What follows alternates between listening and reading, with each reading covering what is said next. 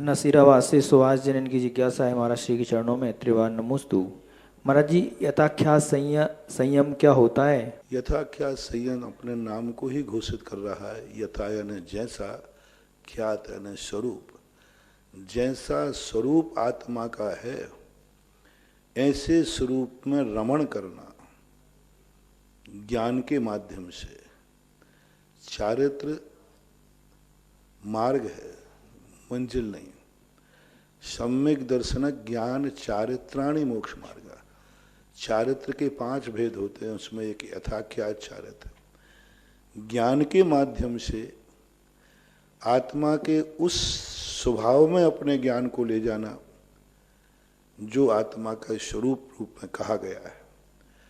और ऐसा यथाख्यात चारित्र 11वें गुण स्थान से शुरू होता है। 11वां, 12वां, 13वां और 14वां गुण स्थान है। यथाख्यात चारित्र कहो, शुद्ध उपयोग कहो, एकार्थवाची है। पूज्यवर कुंद कुंद महाराज के अनुसार, पूज्यवर वीरसेन स्वामी महाराज के अनुसार जो यथाख्यात चारित्र है वहीं से शुद्ध उपयोग होता है। उसके नीचे सब सुपयोग है, यानी 10वें गुण स्थान तक सुपयोग चलता है।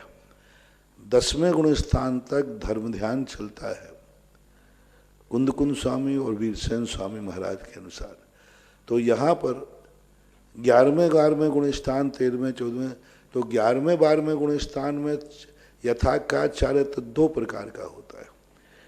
एक शुद्ध उपयोग रूप होता है जो 11वें 12वें गुण स्थान में होता है, और एक शुद्ध उपयोग के फल रूप होता है जो 13वें 14वें गुण स्थान तक होता है। निश्चय सम्यक दर्शन इसी का नाम है। वीतराग सम्यक दर्शन इसी का नाम है। कई लोग आजकल यथाख्यात चारित्र के लोग कहते हैं 4थे गुण स्थान में प्रकट हो जाता है। ये उनकी मिथ्या धारणा है, आगम विरुद्ध है। आगम में कहीं भी जहाँ पर कसाय की कण मात्र भी विद्यमान है, पूज्यवर कुंद कुंद भगवान ने इस पर लिखा शुद्ध उपयोग निराश्रवी। शुद्ध उपयोग जहाँ होता है वहाँ निराश्रव नियम से है।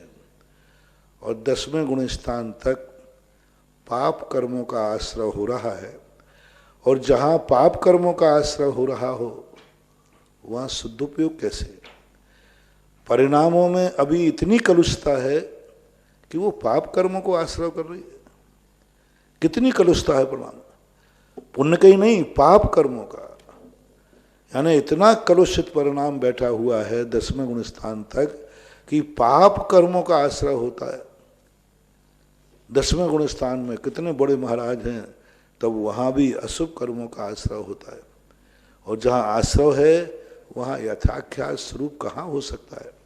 जहाँ पाप का आश्रय आ रहा है वहाँ कहाँ हो सकता है? इसलिए यथाख्यात चारित्र के 4 गुण स्थान मानना चाहिए, 11वां, 12वां, 13वां और 14वां।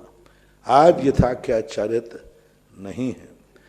आज 5 संयमों में से मात्र 2 संयम हैं।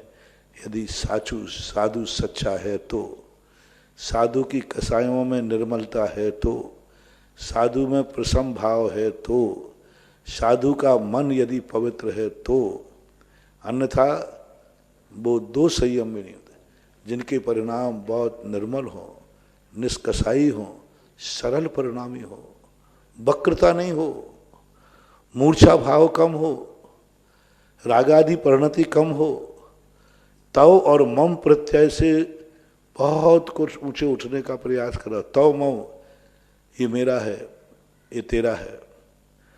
जो मेरा नहीं उसके प्रति भाव अच्छा नहीं रखना, जो मेरा है उसके प्रति राग भाव रखना, ये सब मुनि के लक्षण नहीं है।